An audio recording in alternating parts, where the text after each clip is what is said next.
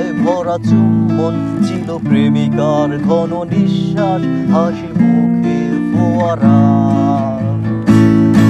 এই অবেলায় ফোটা কাশফুল নিয়তির মতো নির্মূল, যেন আহত কোনো যোদ্ধার বুকে বেঁচে থাকা একে মেঘে ফুল। যদি ঘরে ফেরা পাখি নিশ্চুপ, হৃদয়ে ঢেউ ভাঙে চুপ চুপ।